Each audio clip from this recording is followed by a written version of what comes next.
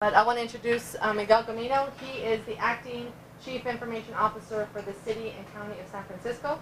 He is also Mayor Edwin Lee's appointee to the Federal Communications Commission Intergovernmental Agency Committee. He also I'm not sure I even remember what it's this one. I studied.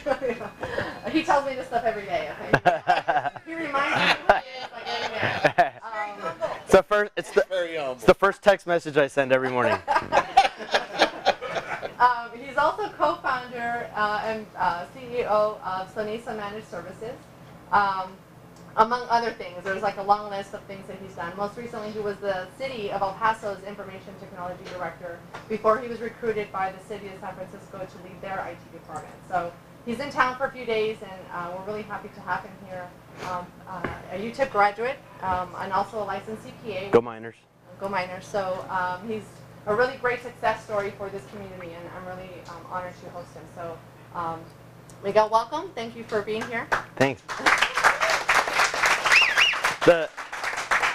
So I bribed Southwest to delay the flight a little bit because I figured if you guys had more wine, I would sound a lot more interesting. So.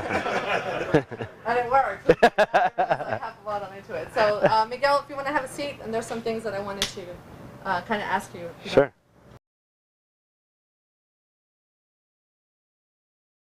So first of all, you've been in San Francisco officially for about a year, but I was mentioning to somebody earlier that you've had your business on the West Coast for a couple of years already, but now actually living and working in San Francisco for a whole year and being a part of that world-class and largely international community. What is the biggest difference and some similarities as well from living and working here in El Paso?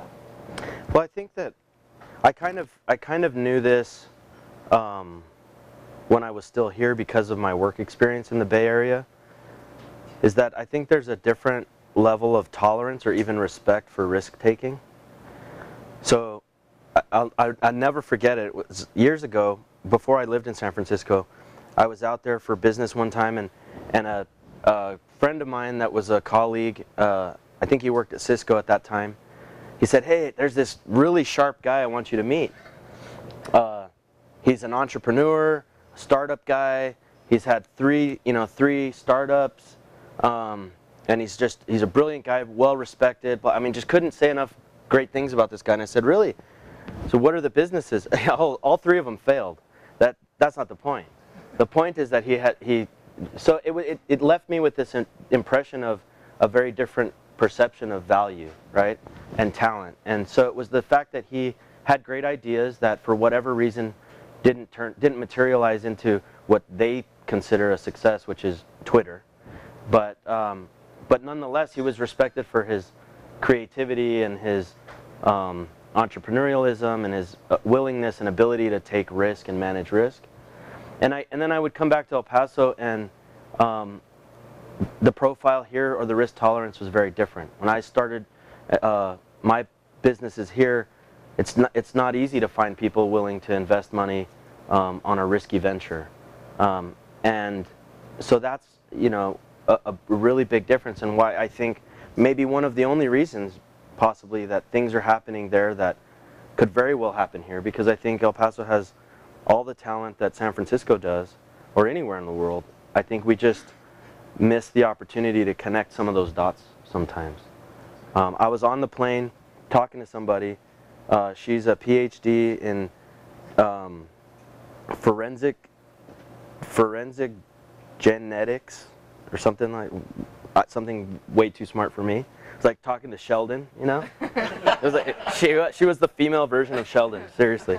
But we got into this conversation, and we talked about just the proximity of the solution and the problem is sometimes what it takes to create the technology or the disruption or the new business.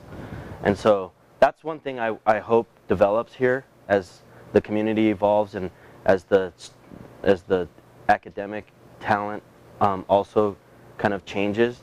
I hope that the business community will find a different risk tolerance and invest in some of the younger minds and encourage creative solutions to some of these problems. And I'm really encouraged by that and the next generation that's coming behind us. You know, the current MBA students that we are working so closely with, that we want to encourage that in them.